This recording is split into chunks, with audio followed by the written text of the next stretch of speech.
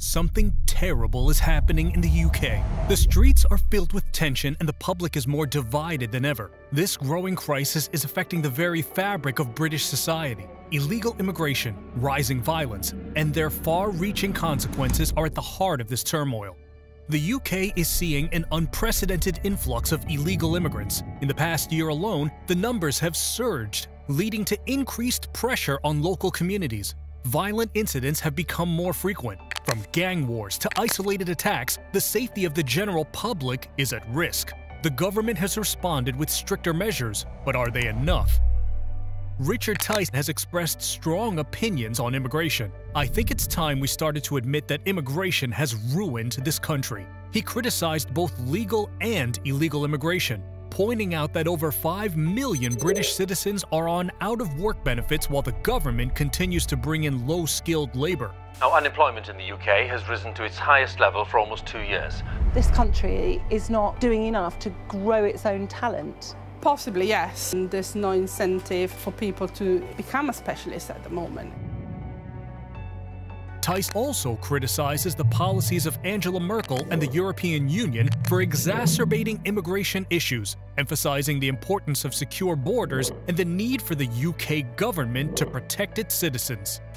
We are going to be clear, net migration must come down. We believe it's really important, and what Keir has set out is commitments that we will bring net migration down. How did historical migration shape today's crisis? Following World War II, there was a substantial influx of immigrants from the Indian subcontinent, including India, Pakistan, and Bangladesh. In the 1970s, the UK accepted thousands of Ugandan Asians escaping political persecution. Joining the European Union in 2004 brought another significant wave of immigrants from Eastern Europe, particularly Poland. In recent years, the issue of illegal immigration has become increasingly prominent. In 2023, 17% more irregular migrants were detected entering the UK.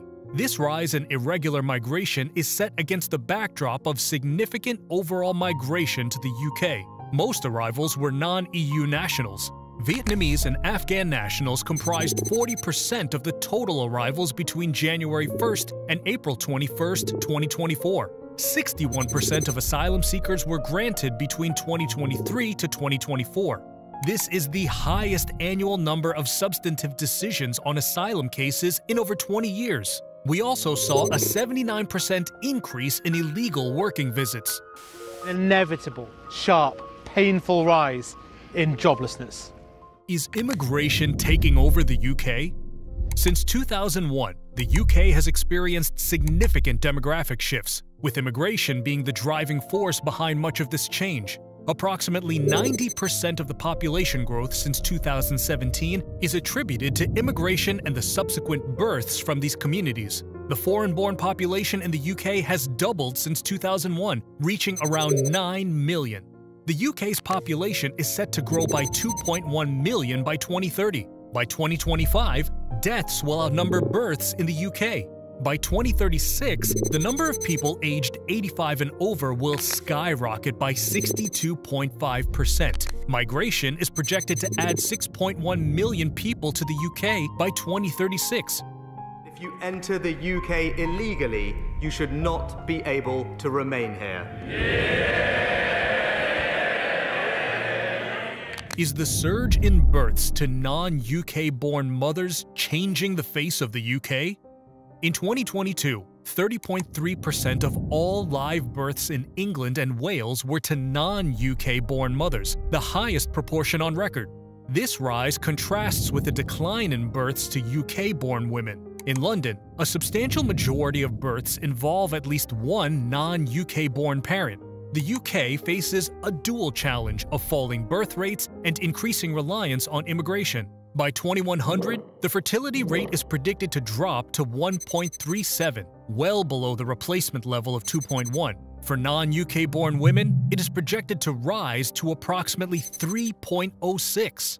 In using AI, I made projected percentages of live births to non-UK-born women over time. By 2030, the percentage of live births to non-UK born women in the UK is expected to reach 42.3%, increasing to 57.3% by 2040 and 72.3% by 2050. If the current trend persists, this percentage could exceed 100% by 2070, fundamentally altering the demographic landscape. Is immigration a solution or a threat to the UK's demographic future? By 2030, the UK will have the fastest growing and second largest population in Europe. This growth will not be uniform across the country, as regions such as the southeast of England are projected to see the most significant increases, while areas like Northern Ireland, Wales, and Scotland will experience slower growth rates. The UK is spending £6 million daily to house asylum seekers in hotels. It is estimated to cost £169,000 to relocate a migrant to a safe country, such as Rwanda. Keeping a migrant in the UK would cost an estimated £106,000 for housing support, avoiding this expense by relocation. In his interview, Tice points out the failing asylum system under the current government, highlighting the substantial cost of housing asylum seekers in hotels. Tice counts his experience speaking with an Iraqi migrant in Pimlico, emphasizing the discontent among some migrants with their living conditions.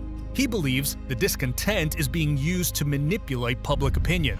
Our generous hospitality is being used and abused. He calls for more stringent immigration control and more efficient processing of asylum claims to prevent further abuse of the system.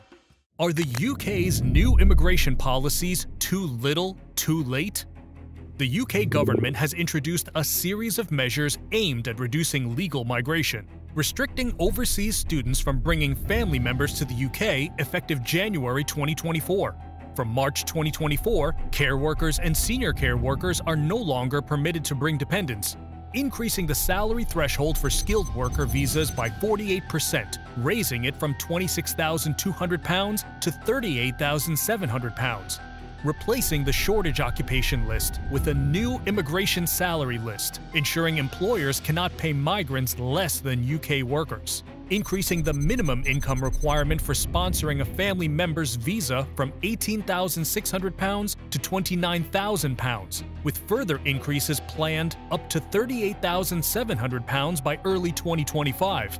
These policy reforms reflect the government's commitment to reducing legal migration and managing its impacts on the country's resources. By tightening visa regulations and increasing financial requirements, the UK aims to control the number of new arrivals while maintaining its commitment to genuine students and skilled workers. What concrete steps should the government take to ensure the protection and prosperity of its citizens while maintaining humane and effective immigration policies?